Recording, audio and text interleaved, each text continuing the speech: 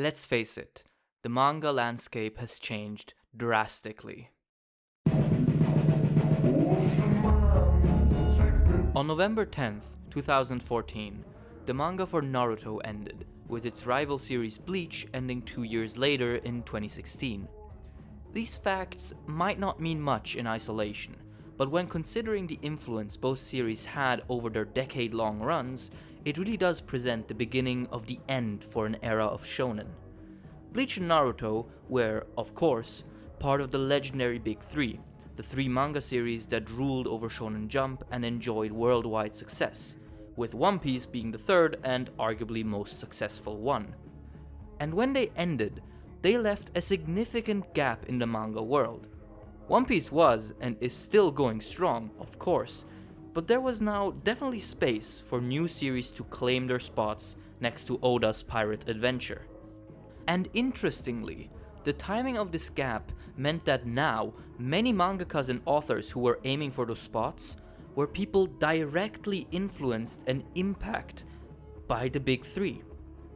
So, we now had series aiming for the top, and most importantly, no longer in the shadow of the Big Three, that were actively learning and trying to improve on the Big Three formula. And while many series popped up over the last 4 years, there are two that are not only very special in their current standing in the manga landscape, but also get constantly compared to each other. These two series are Kohei Horikoshi's My Hero Academia and Yuki Tabata's Black Clover. Now, I don't want to compare them in order to figure out which is better. You can go to Twitter for that. You'll find plenty of civil discussions about it. No, for me, because of how they have exploded in popularity, the much more interesting and constructive conversation lies within two questions. What did these two series and their authors learn from the Big Three? And how do they apply what they learned in their own unique way? Immediately when glancing at either of these series, you can already tell that they borrow a lot from the Big Three and the shonen formula in general. MHA is a story of young Deku, a kid born without superpowers when they are the norm. He soon, however, does gain a power that is both extremely powerful and dangerously difficult to control. Armed with that, he sets out to become the #1 hero. Black Clover, meanwhile, is the story of Asta, a young orphan who is born into the Clover Kingdom, a fantasy nation in which magic is everything. Unfortunately, Asta was born with the rare condition of being completely unable to use magic. After being bestowed with the unique power to cancel out magic, he becomes a real player in the world and sets out to achieve his dream of becoming the Wizard King. Just by these synopses, you can quickly tell that they take heavy inspiration from series like Naruto and One Piece. The former is especially important, since the powerless loser going on a quest to eventually become the head of his society is an idea that was very much tied to the identity of Naruto. And Naruto does seem to be the series these two stories learned the most from, at least at first glance. Now, for starters, if you have read MHA and BC, what is the biggest difference between them and the old school shonen of the Big Three? The most prominent one, in my opinion, is the pacing. Naruto, Bleach, and especially One Piece were and still are heavily criticized for their pacing, and rightly so. Events took ages to happen, fights were drawn out, and the downtimes were so extended that you sometimes ran the danger of forgetting what was even happening. And for a while, it seemed like glacial pacing like that was just how long-running shonen had to be structured. This remained a major point of contempt for the genre. One author that really took that criticism to heart was Tabata, and, almost in a defiant response to the conventions of shonen, wrote Black Clover in a way that makes reading it feel like hopping onto a roller coaster. The pacing is lightning fast, with characters appearing and reappearing, fights happening and ending, and arcs being set up and resolved at an incredible speed. Nothing ever lingers longer than a few chapters, and it gives the series an insane amount of forward momentum, which means that reading it will always feel like you're witnessing progress, which in turn makes reading it satisfying. And while this approach definitely solves the issues the slower pacing presented, it does come with its own set of problems, naturally. As any One Piece fan will tell you, slow pacing, if used correctly, can do wonders at contextualizing the characters, the world, and their actions within that world, as well as provide significant build-up for the eventual climaxes of the arcs. If you speed up the pacing to race car levels, you will obviously lose some of these advantages, as it unfortunately is the case with Black Clover. Due to how fast the story progresses, there's only very little time to create nuanced or subtle moments for the characters. Everything has to be rushed along, so a lot of growth and development for these characters is very quick and on the nose, which, if you care about this sort of stuff, is a bit of a shame. Additionally, the setup, build-up, and resolution of any given arc or plot point are never far enough apart for that point to have the impact I feel it could have had. With a lot of these big moments and reveals, I just find myself wishing that we would have had more time for these ideas and concepts to loom and spread their shadow and influence over the story. While BC tries to speed up its pacing to enormous velocities, MHA takes a more balanced approach to that. It is definitely a lot faster in its pacing than the original Big Three, but it is also nowhere near the speed of BC. And this comes with benefits. Thanks to the somewhat slower approach, concepts and characters have a lot more room to breathe and to develop, and build-up can naturally be more fleshed out and then, at resolution, be more satisfying because of it. Twitter user @Damesilia6 made a fantastic thread on Twitter highlighting all the little hints and mysteries that have been able to develop thanks to the time the story takes with its progression. There are so many intriguing ideas that are sure to be addressed in the future, and every chapter where they are hinted at, but not resolved, simply adds to that intrigue. I'll link the thread in the description. I highly suggest you check it out if you are at all interested in the series. The bottom line is that due to taking things a bit slower, MHA manages to find a comfortable middle ground, where it's still faster paced than any of the Big Three, but still slow enough to give all of its ideas ample time to develop and impact the story. But of course, this approach isn't flawless. There are several points where the pacing does dip back into very regressive speeds, which can, at worst, really hurt the momentum of the story. And even when the pacing is at its best, there is an argument to be made about whether or not the focus of the story is on the right aspects of it. Branching off from pacing, however, there is a second big facet of writing that both Black Clover and My Hero allowed to be influenced by those who came before: characters. The cast of any shonen is often a huge point of attraction for many fans, yet it's also the aspect that very often suffers the most from the shonen formula. All too often do the side characters fade into obscurity as the story progresses and escalates, while also becoming boring and scarcely utilized or developed. The most infamous examples of that would be Dragon Ball and, within the Big Three, Naruto. This phenomenon influenced both BC and MHA, but in different ways. In BC, most characters are given very distinct and immediately clear personalities that are simple, but likable. The incredibly fast pacing doesn't really allow for any drawn-out introspective dives into a character's personality, so BC does what it can in the limited time by making characters incredibly expressive of their core personality and only develops them through small but well-constructed bits of characterization that usually happen mid-battle. The only exception of this happens after a big fight in which Asta is injured very heavily, and I do believe that that moment sticks out and is so beloved by fans due to this change in formula.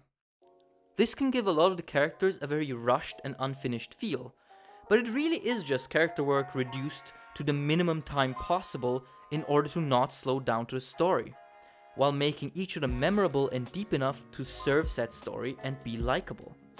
Black Clover is just very, very invested in keeping its speed going. This is also amplified by Tabata's readiness to constantly utilize almost his entire main and supporting cast. Most of the Black Bulls have at least some involvement in every major arc, and this keeps them and their struggles fresh in our minds. And because those struggles and personalities are only expanded upon in very short and small segments, Tabata can include them easily without bloating the arc. This has the effect that every event feels like it inspires and affects everyone, not just the primary players in the particular arc. So it makes the cast, especially the Bulls, work as a shallow but ultimately competently written and likable group. Except Gauche. Fuck Gauche! MHA, on the other hand, seems to have retained a different lesson from the big three, and especially Naruto. How to handle a large cast. I touched upon this briefly in my first video on MHA, watch it, but essentially, a big problem Naruto had when it came to its characters was that it tried to introduce and characterize all the characters as early as possible. By the time the time skip happened, the vast majority of the character work, especially regarding the secondary cast, had already been done. This presented two problems. One, the first half of the series was incredibly bloated with characterization. The Naruto cast was large, so in order to fit in almost all of their stories, we seemed to get a retelling of their entire life anytime they stepped up, which made the show feel a lot more melodramatic than it really was. And two, it meant that by the time Shippuden, the second half, happened, there really were no character arcs left for these goobers, which caused them to all fade into the void of useless characters, save for one or two that will get one last hurrah. So, after Naruto stumbled, Horikoshi set out to design a character pattern for himself that would avoid and prevent those issues. The solution he came up with is simple. He introduces characters early on, but reserves the actual development for when they are relevant. It sounds super banal, but this has many benefits.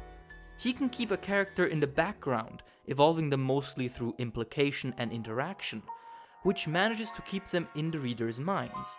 And then, when an arc's central conflict aligns with a major theme of a character's backstory, he can develop them and give them depth out of seemingly nowhere, without it feeling contrived and forced, since they were always there. This creates a feeling that any character could, at any point, get their moment, their shine, which makes us more attentive to their background actions, and in turn, makes us notice that implicative development more. This is how characters like Kirishima and Aoyama suddenly got their shine after a long time of seeming unimportance. Additionally, it naturally stretches out the character work and prevents certain parts of the story from feeling bloated with it, while other parts being seemingly devoid of it. Another aspect Horikoshi seems to put heavy focus on is to make the motivations and struggles of his characters not only deeply psychological and personal, but also a lot more small scale and relatable. Naruto and One Piece are filled with backstories of varying levels of tragedy, and while most of them are effective, there is an argument to be made that they tended to overshoot that tragedy, and making it so overblown that it became hard to properly connect to.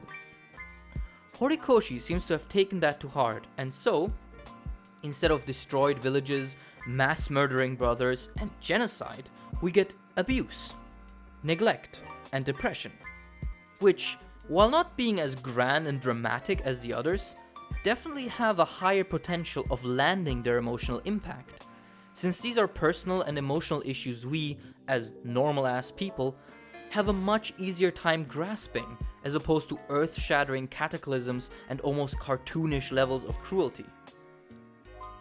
One lesson Horikoshi seemingly didn't learn from Naruto's folly, however, seems to be cast size. MHA's cast is insanely large and constantly being expanded, and there are justified worries that he just might not be able to keep up with that. As I said in the aforementioned video, I do believe he trapped himself a bit when he created a school setting, because that setting inherently requires a large cast to feel believable. Tabata, meanwhile, managed to find a good balance in cast size, with the idea of magic squads and the Black Bulls. In the context of characters, there is one last aspect of these series that I want to discuss at length about their evolution and the lessons they've learned. And that is how to construct and deal with the main character, the big boy. At first glance, both Asta and Deku seem incredibly similar to Naruto. Shunned and unappreciated by society, they, through hard work, earn their place and become a leading figure of said society. And while this summary of their character arcs is functional, it completely misrepresents the very important differences between the two. First off, I want to disagree with the notion that both Asta and Deku are completely inspired by Naruto.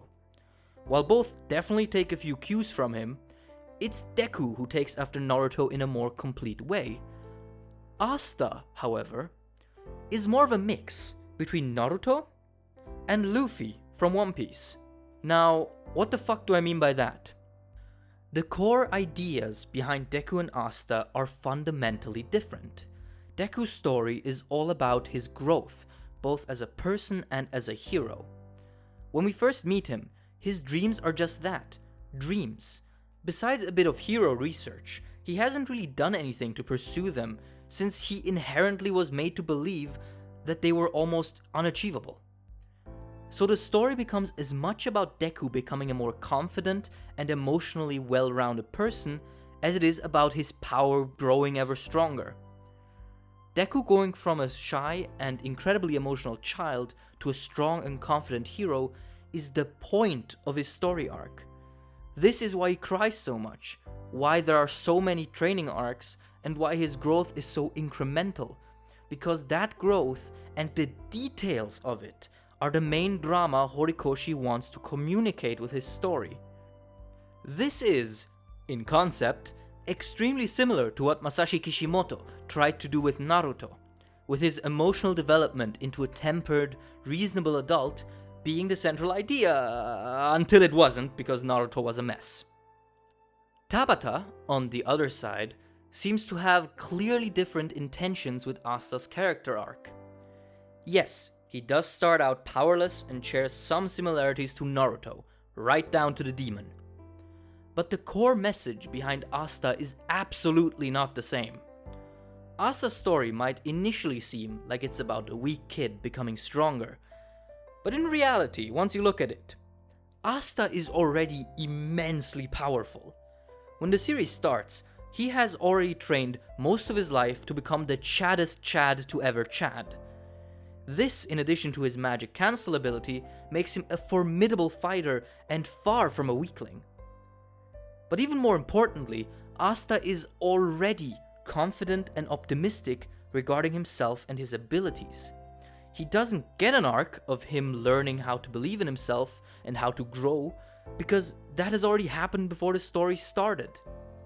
And while one can critique that as lacking character growth, I see it more in the vein of how I see Luffy from One Piece. The story isn't about how the world and characters influence him, it's about how he influences the world and its characters.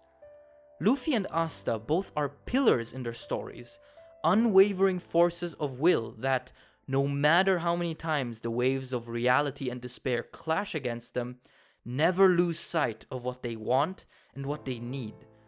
BC has many instances where characters become inspired or intimidated by Asta's sheer force of will and desire.